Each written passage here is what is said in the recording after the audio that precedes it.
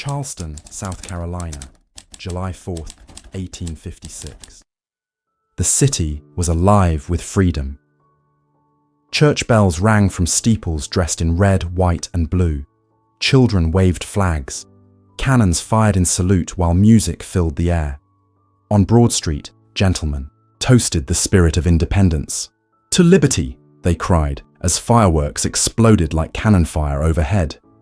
But 3 miles outside the city, beneath the same summer moon, liberty was not being celebrated. It was being set on fire. At 9:13 p.m., the first flames lit the east wing of the Alcott plantation house. Within minutes, they devoured the curtains, leapt across the banister, and reached toward the nursery. By 9:27, the windows shattered outward. A blast of heat, wood, and glass. Servants screamed, horses bucked, and above it all, smoke rose, like a signal no one in Charleston wanted to see.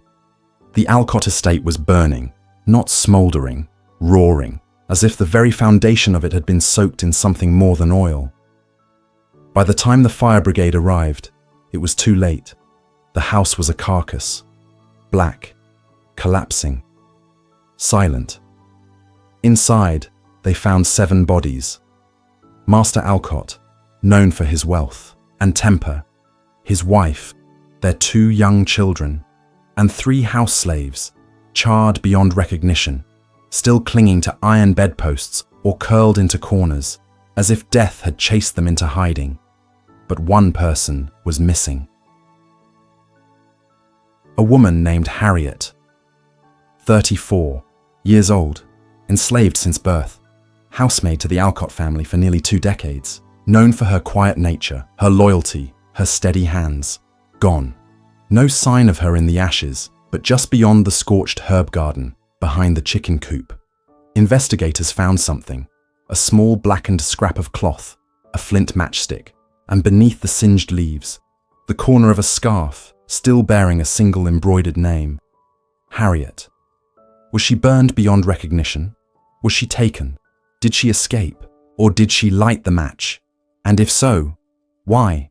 Why the 4th of July? Why this house? Why this night? Imagine it, a nation singing about freedom, while a woman, born in chains, watches from a window she's never been allowed to open. What happens when the lies of liberty become too loud to ignore? What happens when a woman decides she will no longer wait to be free? What drives someone to turn their home, their prison, into an inferno? The answers wouldn't be found in the rubble. They would be found in Harriet's past, in the pain no one saw, in the promises broken, in the memories she tried to bury, until the only thing left to do was destroy everything that held them. But was it revenge, a rebellion, or something darker still? One thing is certain.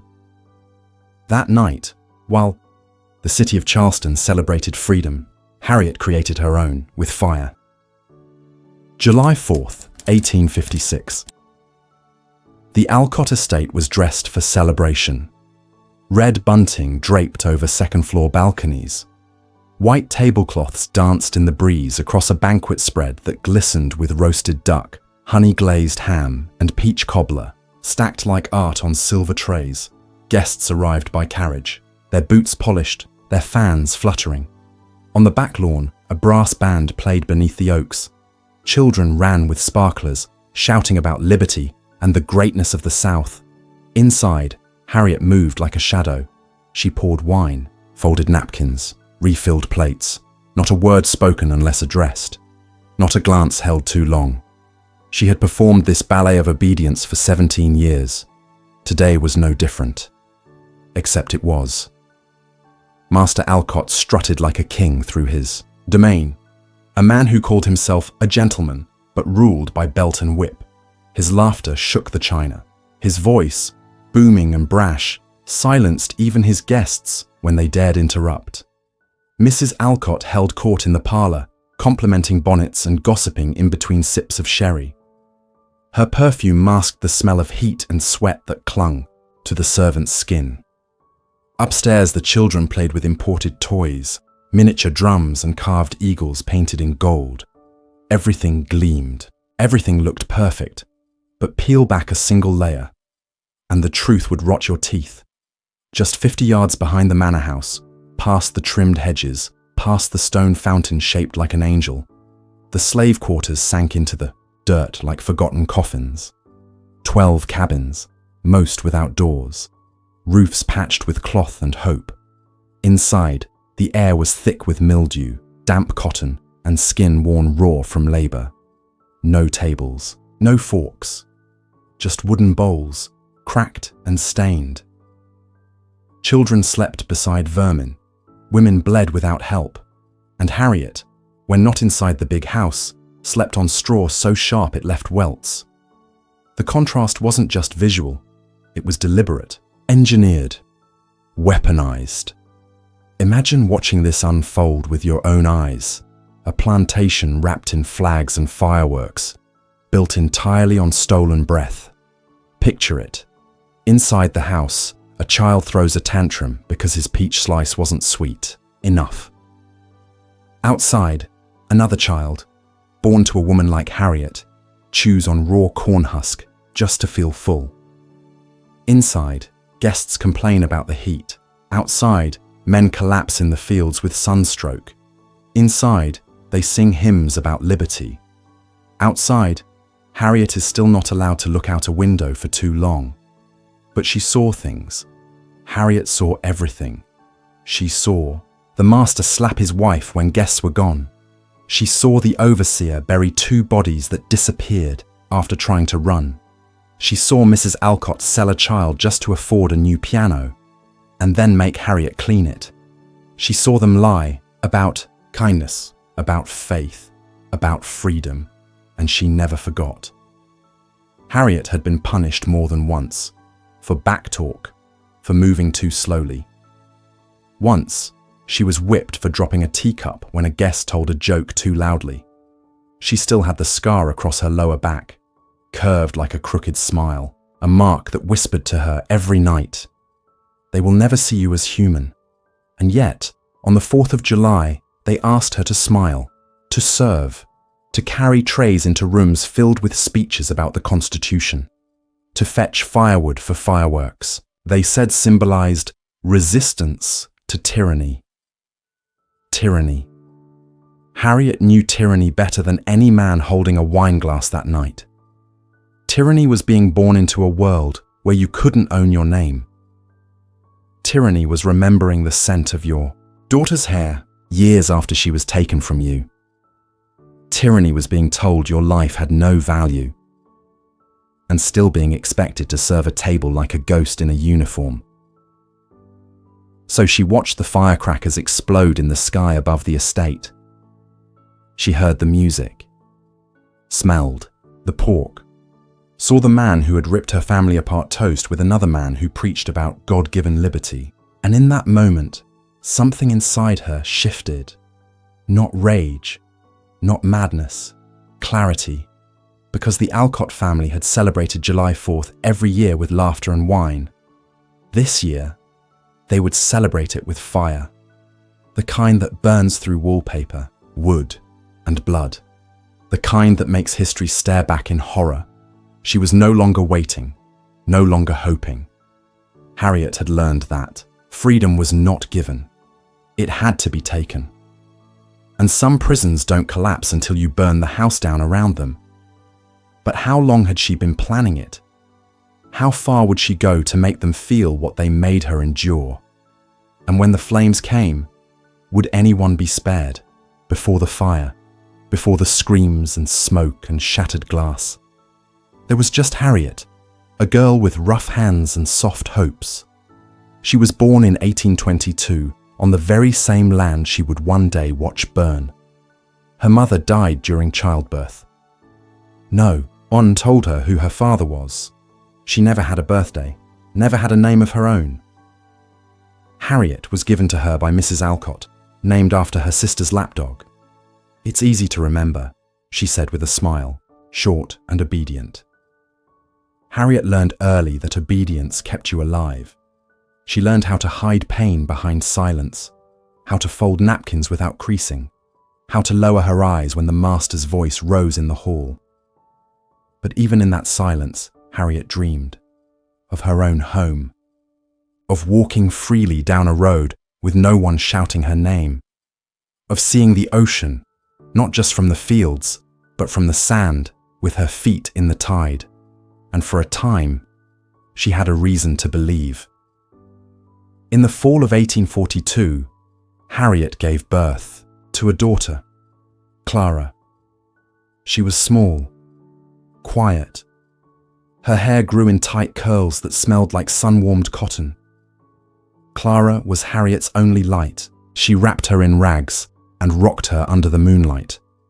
She whispered hymns into her ear at night, songs she barely remembered herself. She taught Clara how to count, first with sticks, then with dried corn kernels.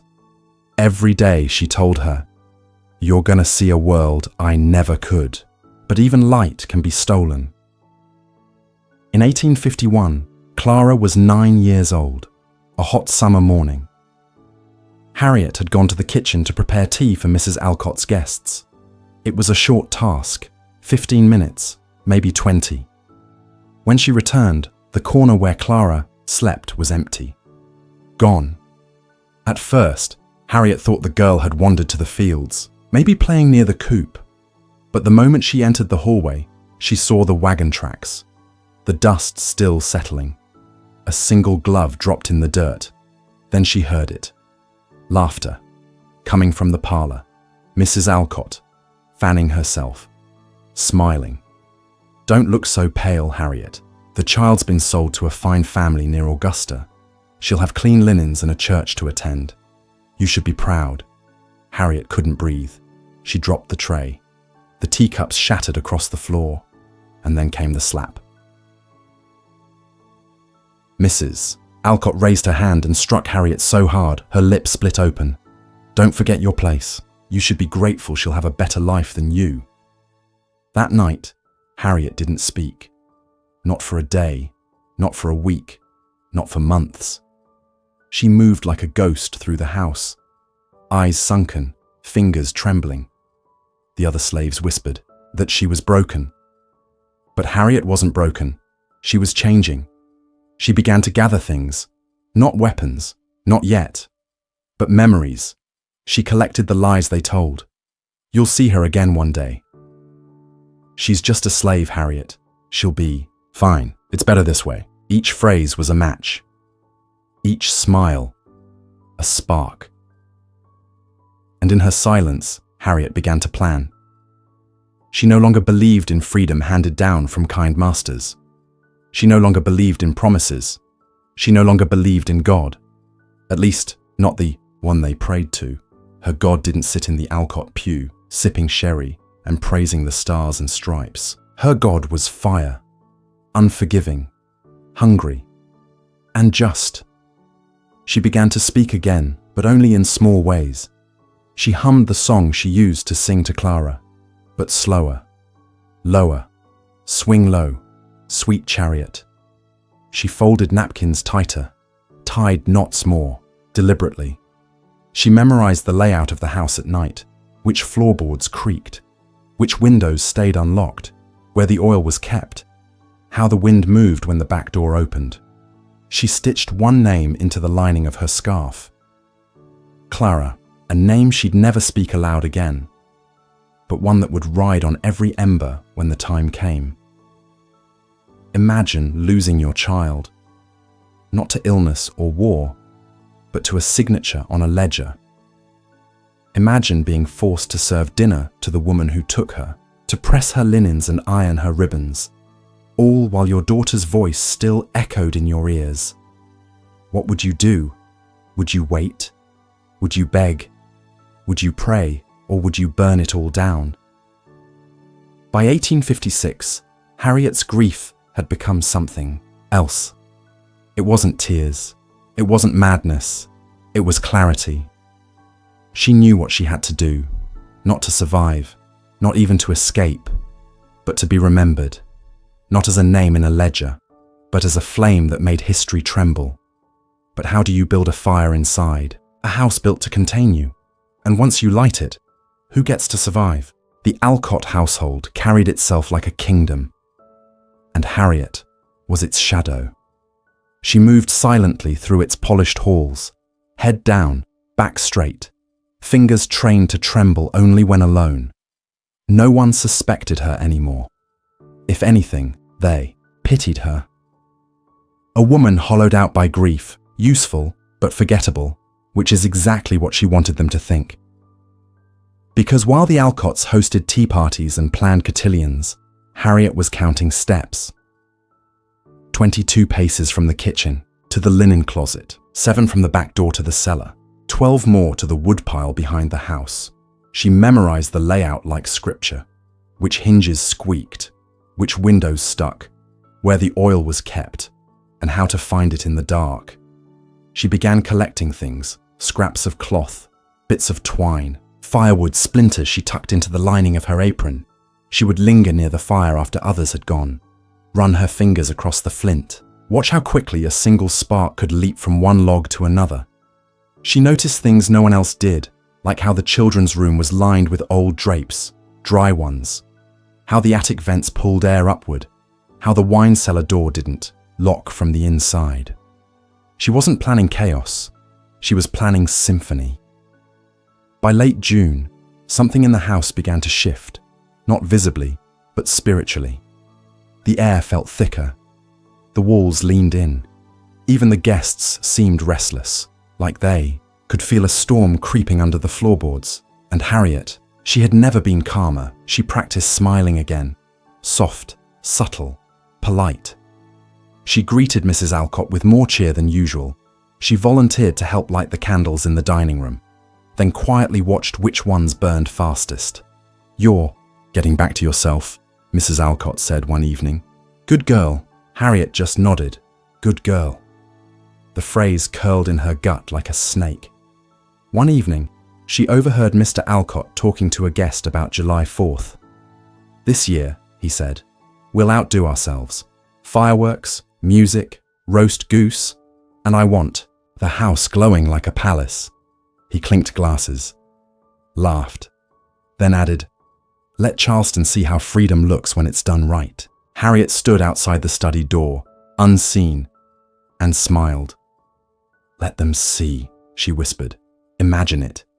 You've spent your entire life being told to keep your head down, to be silent, grateful, invisible. Now imagine realizing that your silence has never saved you, that your obedience has bought you nothing. What would you do if every brick in the house reminded you of your daughter? If every hallway whispered her name? If the woman who tore your child away still sipped tea just feet from you? Wouldn't the very walls begin to scream? And they did. Harriet started hearing things at night. Not ghosts, not madness, just the house breathing, settling, groaning. She walked it like a priest walking through a cathedral of rot.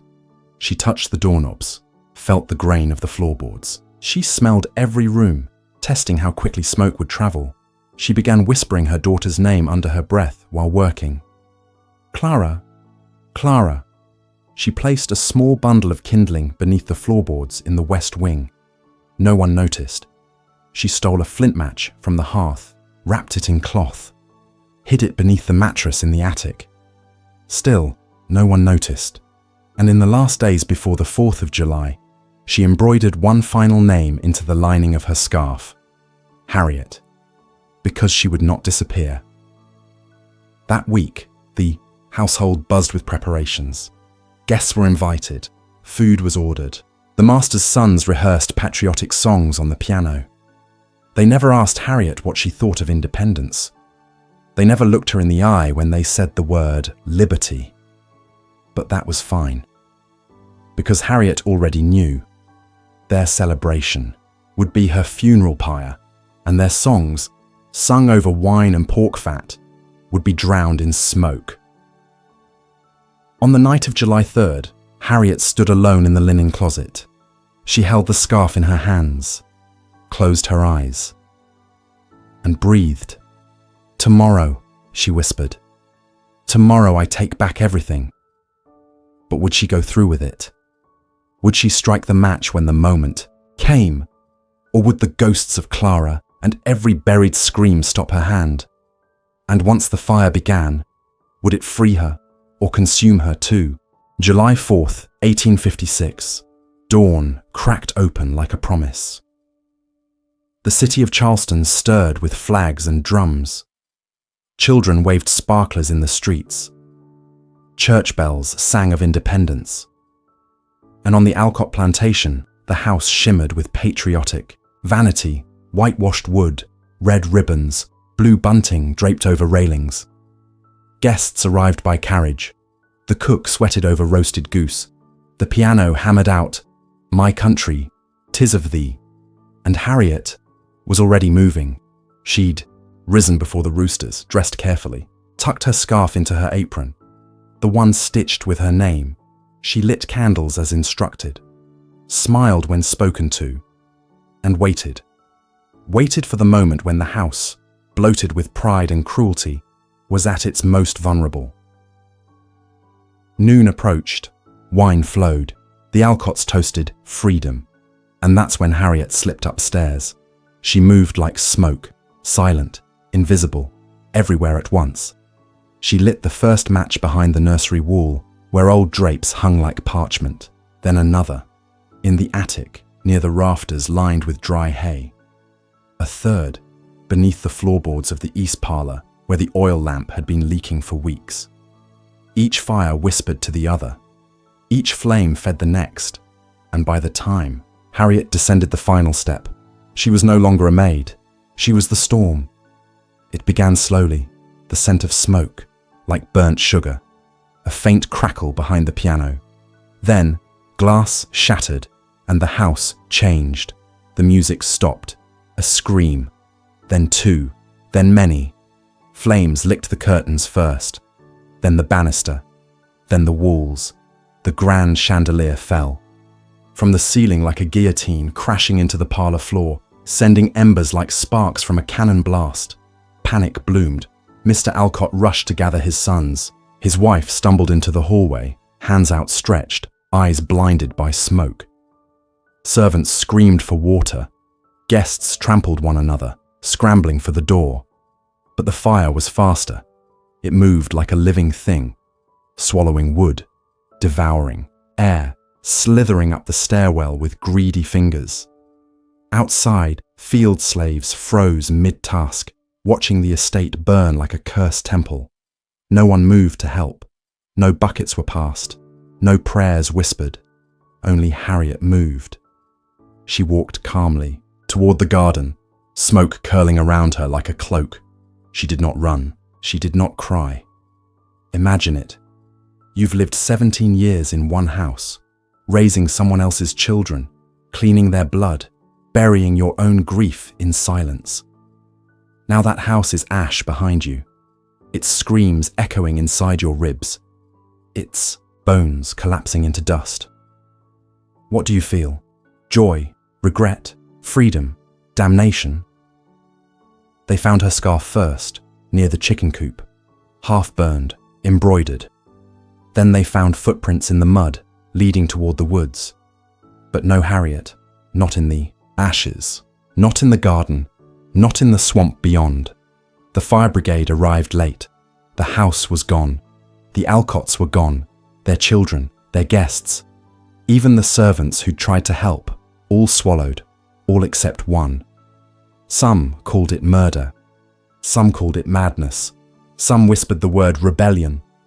But none could explain how a woman no one noticed, a ghost in her own home, had turned an entire estate into a funeral pyre. They built no monument, wrote no obituary, only rumors that Harriet had escaped north, that she joined a freedom caravan, that she drowned in the marsh or changed her name and lived in plain sight, or that she still roamed South Carolina's woods, torch in hand, searching for other houses, other names stitched in blood. One thing was certain. On the day America celebrated liberty with fireworks and flags, one enslaved woman lit a fire of her own and made them listen. But what happened in the days that followed? How did the city respond when the ashes cooled and the truth began to surface?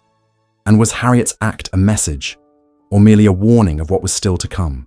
When the sun rose on July 5th, Charleston was a city divided. Downtown still smelled of gunpowder and barbecue. Children played beneath banners of red, white, and blue. Politicians raised glasses to the land of the free. But 3 miles out, a different kind of silence had settled. Thick, smoky, sacred. The Alcott plantation had become a blackened skeleton. Ash drifted across the lawn like snow. Birds no longer perched on the chimney.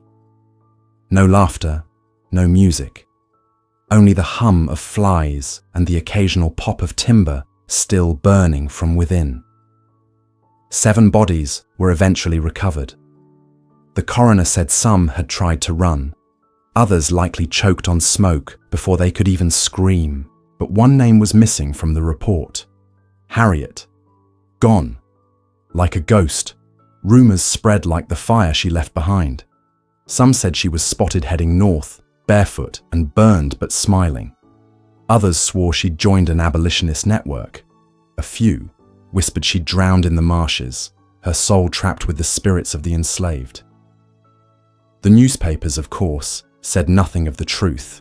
They called it an unfortunate accident, blamed a faulty oil lamp. Convenient, clean, safe. But the slaves on neighboring plantations knew better. They didn't speak of Harriet with fear. They spoke of her with awe. Imagine this. You're shackled in body, but burning in spirit. Every day, you smile at your master's children while mourning your own. You're ordered to pray for salvation, in the same house where your worth is measured in dollars. And then, one night, one match, one breath of courage changes everything. What Harriet did was more than vengeance. It was a declaration, not written on parchment, not signed by founding fathers, but written in fire, in flesh, in defiance. It said, "If freedom will not be given, then let justice come in flame." Years later, former slaves would pass down Harriet's name in whispers. A story traded at night around fire pits. A warning to cruel masters. A comfort to the beaten. A lesson to children who dared to dream of something more. Not every rebellion wore chains or shouted on battlefields. Some rebellions crept barefoot through back kitchens and lit the sky red. Charleston rebuilt, of course. A new house rose where the old one fell, but the ground beneath never felt the same. Some said crops wouldn't grow right. Others said the wind howled different through the trees. And every July 4th, the flames seemed to dance a little brighter. So what became of Harriet? Maybe she died nameless and alone. Maybe she changed her name and lived free under another sky. Or maybe, just maybe, she lived on in every woman who refused to bow, every child who ran toward the North Star, every field hand who dared to look his overseer in the eye. And what about us? Do we remember her? Do we carry her story, or bury it with the ashes? Because stories like Harriet's were never meant to disappear. They were meant to haunt, to remind, to ignite. Not in violence, but in truth. Stories like this must never be forgotten. If you believe history should speak the names of the silenced and not just the powerful, then stay with us. Because this was only one chapter in a much larger, darker story. And there's so much more to uncover, too.